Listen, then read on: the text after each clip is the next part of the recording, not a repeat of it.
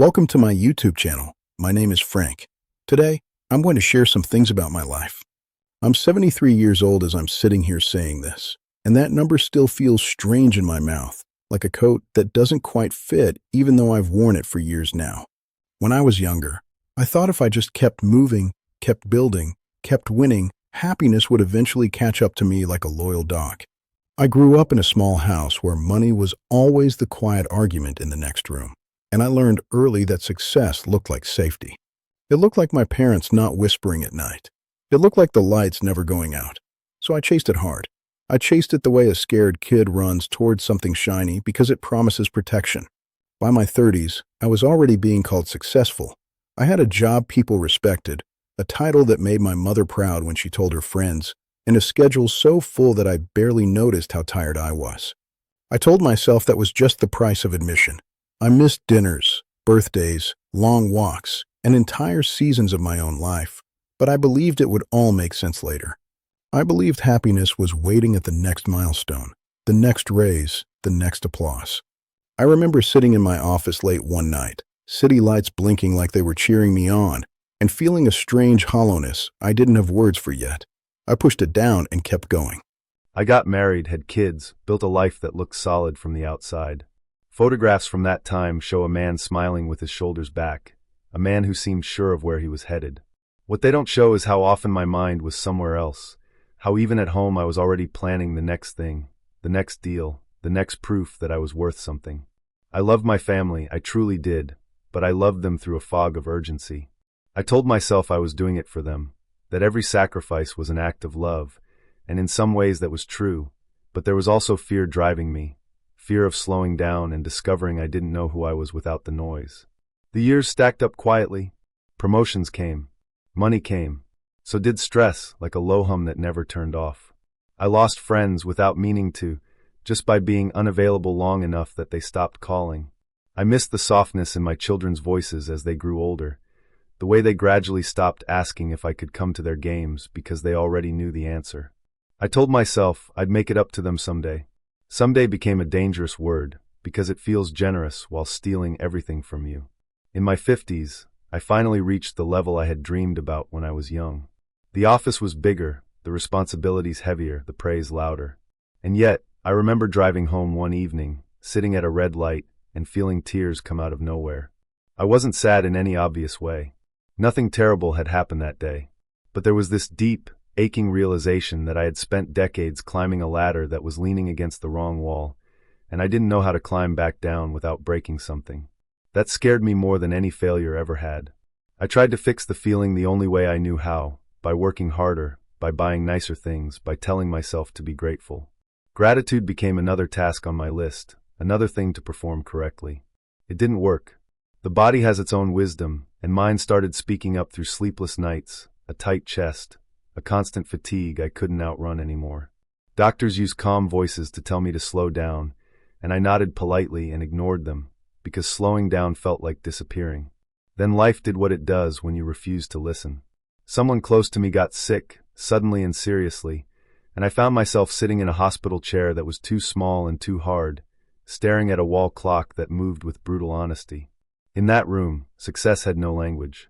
Titles didn't matter. Money couldn't bargain.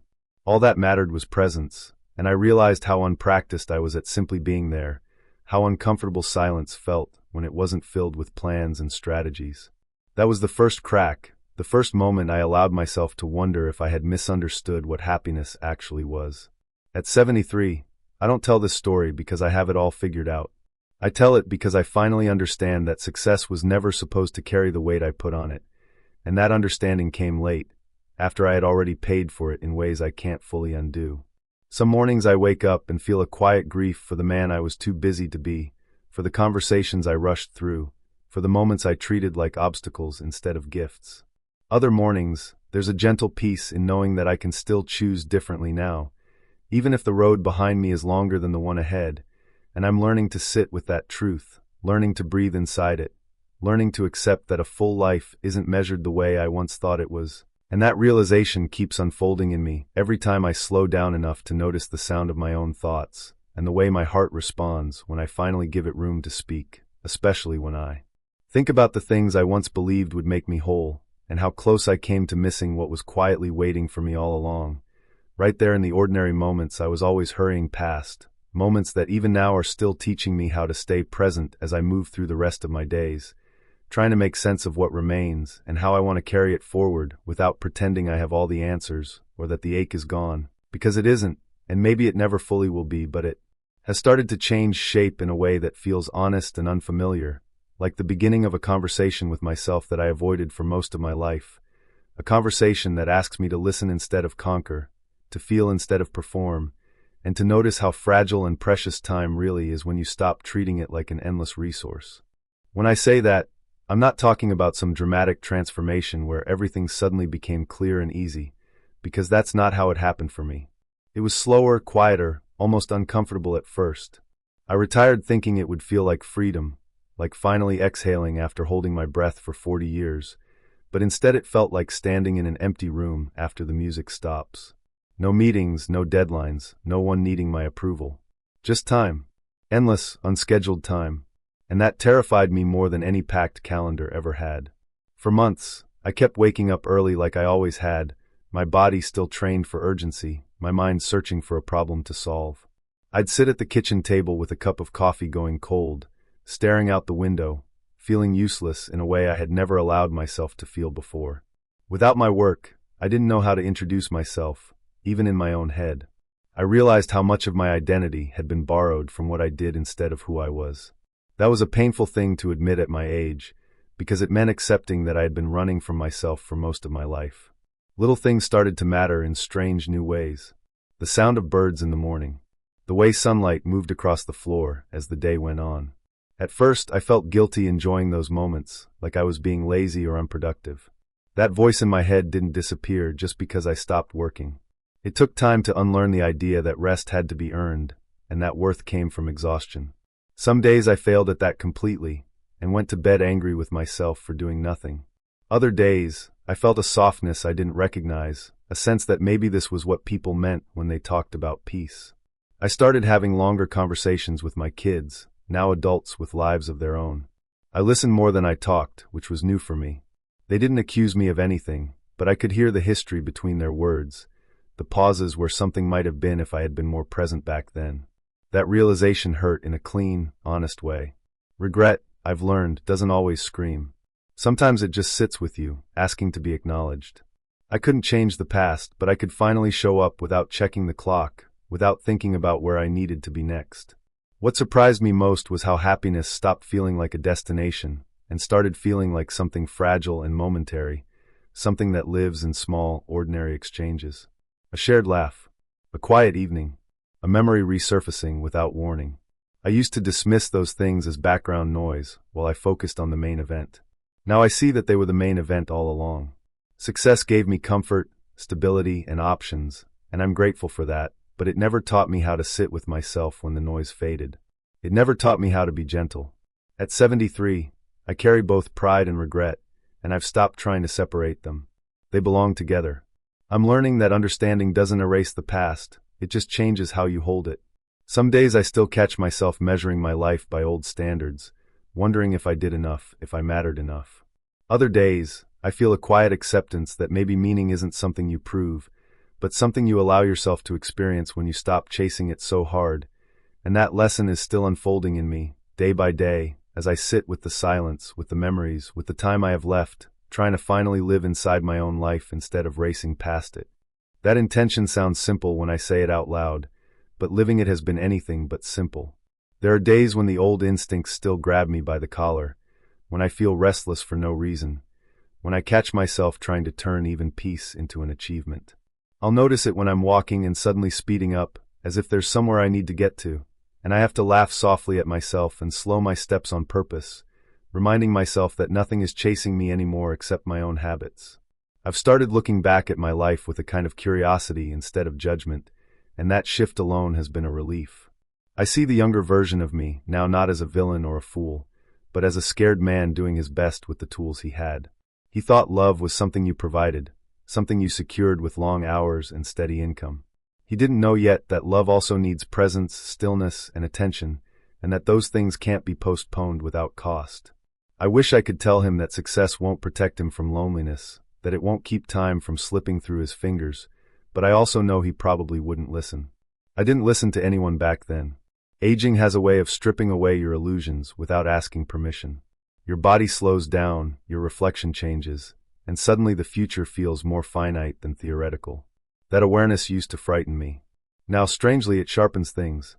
It makes moments feel heavier in a good way, like they actually matter because they're limited. I don't have endless time to fix my mistakes, but I have enough time to be honest about them, and that feels important. Sometimes I sit alone in the evening and memories come back uninvited. A conversation I rushed. A look on someone's face I didn't notice until years later.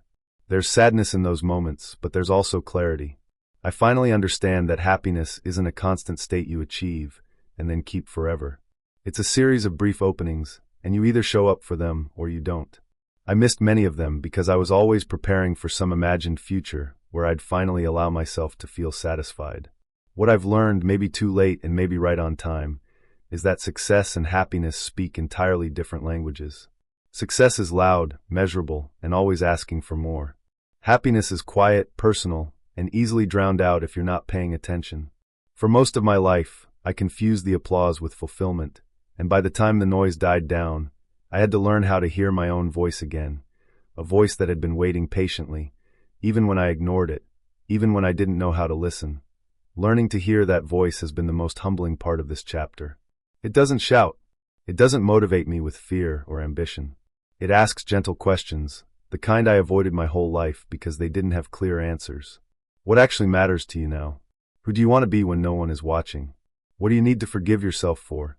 Sitting with those questions has been harder than any deadline I ever faced, because there's nowhere to hide from them. I've had to make peace with the fact that some doors are permanently closed. There are relationships that will never be what they could have been, moments that won't get a second chance, versions of myself that only exist in memory. That acceptance doesn't come all at once. It comes in waves. Some days I feel settled with it, and other days it hits me out of nowhere, like grief I didn't know I was still carrying. But I've learned not to push it away. I let it sit with me, because it's part of the truth of my life, and pretending otherwise only delays the healing. I spend more time now doing things that would have once felt pointless to me. I sit longer at the table after a meal. I let conversations wander. I watch the sky change colors in the evening without reaching for my phone. These moments don't impress anyone. They don't build a legacy anyone can point to. But they make me feel real in a way success never did, grounded in my own skin instead of constantly reaching for the next thing. I've also learned that being honest about regret doesn't mean drowning in it. It means letting it inform how you live now. I say yes when I mean yes and no when I mean no. I apologize when I've hurt someone instead of justifying it. I tell people I love them without wrapping it in productivity or responsibility. These changes are small, almost invisible, but they feel enormous on the inside, like I'm finally aligning my life with something true instead of impressive. There's a strange freedom in knowing that I don't need to prove anything anymore. I don't need to be exceptional to be worthy of peace. That realization didn't come with fireworks or celebration. It arrived quietly, one ordinary day, and settled into me like a deep breath I didn't know I'd been holding. And as I continue to live with that understanding, I feel the story of my life still moving forward, not toward some grand achievement, but toward a deeper presence, a softer way of being, and a growing sense that even now, at 73, there is still something meaningful unfolding inside me, something that asks for attention rather than applause, and I'm learning slowly to give it that. There are moments now when I catch myself smiling for no clear reason, and that still surprises me. It's not the sharp, victorious smile I wore for years, the one that came after closing a deal or hitting a goal. It's quieter, almost shy, like my body recognizing safety before my mind catches up. Those moments usually arrive when I'm not trying to make them happen, when I'm simply present enough to notice them. I think about how much of my life I spent bracing myself, even during the good times. Success trained me to expect the next challenge, the next threat, the next thing that could take it all away. That constant readiness left very little room for ease. Now, without that pressure, I'm learning what it feels like to let my shoulders drop, to let a day be just a day instead of a test.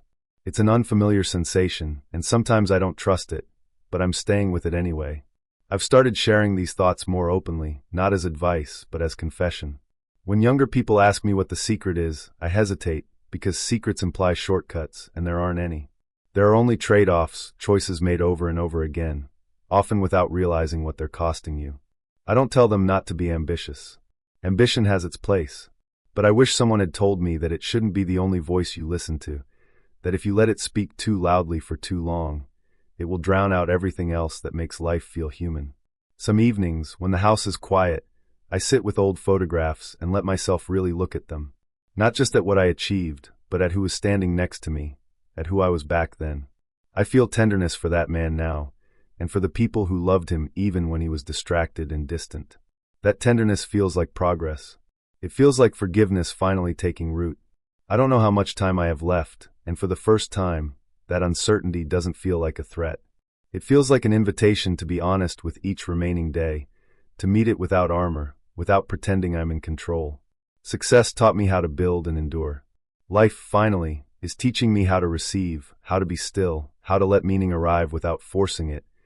And that lesson continues to deepen in me as I move forward, carrying everything I was and everything I am, learning to hold it all with a little more kindness than I ever did before.